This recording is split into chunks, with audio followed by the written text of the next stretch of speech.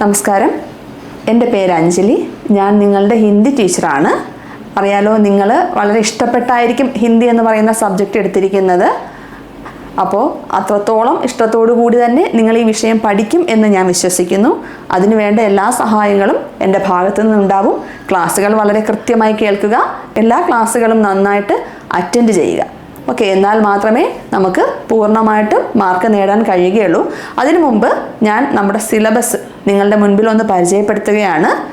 ശ്രദ്ധിക്കണം. പാഠ്യക്രമ ക വർഗീകരണം, നമ്മുടെ പാഠത്തെ രണ്ടായിട്ട് വർഗീകരിച്ചിട്ടുണ്ട്.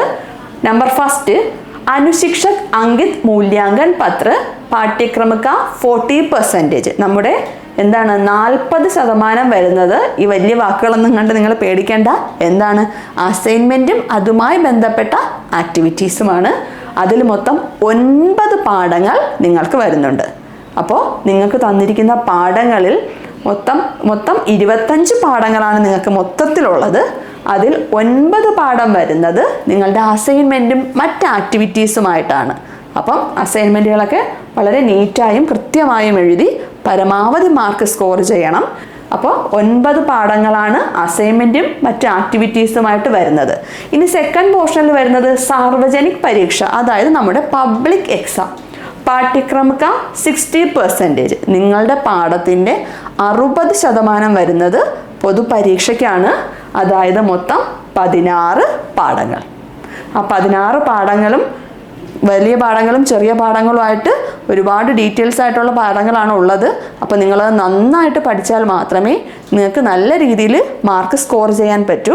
അങ്ങനെ അസൈൻമെൻറ്റിന് നിങ്ങൾക്ക് വിൻ ചെയ്യാൻ വേണ്ടത് 7 മാർക്കാണെങ്കിൽ നിങ്ങളുടെ എക്സാമിന് നിങ്ങൾക്ക് വേണ്ടത് 26 മാർക്കാണ്.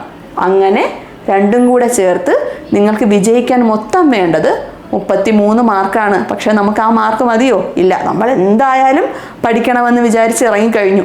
അപ്പം നല്ല രീതിയിൽ വിജയം നേടി പഠിച്ചിട്ടേ കാര്യമുള്ളൂ. അല്ലാതെ ജസ്റ്റ് ഒന്ന് പാസ്സായിട്ട് പോവാം എന്ന് കരുതി നമ്മൾ ഇറങ്ങിയിട്ട് കാര്യമില്ല. നമ്മളുടെ പരമാവധി അങ്ങോട്ട് കൊടുത്ത് പരമാവധി നേടാൻ ശ്രമിക്കണം. അതുകൊണ്ട് തന്നെ നന്നായിട്ട് വർക്ക് ചെയ്യുക, അസൈൻമെൻ്റൊക്കെ കംപ്ലീറ്റ് വൃത്തിയാക്കി എഴുതുക, നല്ല മാർക്ക് സ്കോർ ചെയ്യുക.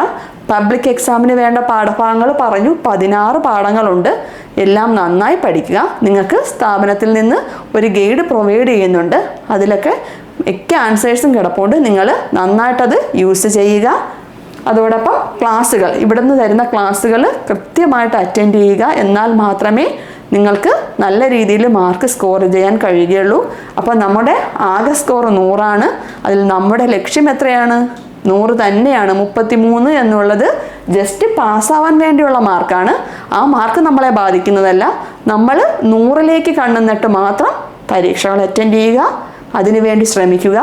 അപ്പോൾ അതിനുവേണ്ട എല്ലാ സഹായങ്ങളും ഇവിടെ നിന്ന് നിങ്ങൾക്ക് ചെയ്തു തരുന്നതാണ്. നിങ്ങൾ അതെല്ലാം വളരെ കൃത്യമായി തന്നെ സമയാസമയങ്ങളിൽ തന്നെ ക്ലാസ്സുകൾ അറ്റൻഡ് ചെയ്യുക, നോട്ട്സുകൾ കുറിച്ചെടുക്കുക, പഠിക്കേണ്ട സമയത്ത് നന്നായി പഠിക്കുക. ബാക്കി എല്ലാ കാര്യങ്ങളും അതാത് സമയത്ത് തന്നെ ചെയ്യുക. എന്നാൽ മാത്രമേ നമുക്ക് പൂർണ്ണമായും വിജയം നേടാൻ പറ്റൂ. ചെറിയ മാർക്കല്ല നമ്മുടെ ലക്ഷ്യം, വലിയ രീതിയിൽ ഉയർന്ന വിജയം തന്നെ നമുക്ക് നേടണം. ജസ്റ്റ് പാസ് എന്നുള്ളത് വിട്ടിട്ട് പൂർണ്ണമായും മാർക്ക് നേടാൻ വേണ്ടി നമ്മൾ ശ്രമിക്കണം. അതിനുവേണ്ടി നമ്മൾ എക്സാം എഴുതണം. നിങ്ങൾക്ക് ഹിന്ദി വളരെ ഇഷ്ടമാണല്ലോ, അതുകൊണ്ടാണല്ലോ നിങ്ങൾ ഹിന്ദി എടുത്തത്. അപ്പം ആ വിഷയത്തോട് 100% ആത്മാർത്ഥത പുലർത്തി തന്നെ പഠിക്കുക. എന്നാൽ മാത്രമേ നമുക്ക് നല്ല രീതിയിൽ വിജയം നേടാൻ പറ്റൂ. അതിനുവേണ്ടി ശ്രമിക്കുക. എല്ലാവർക്കും നന്ദി. Thank you.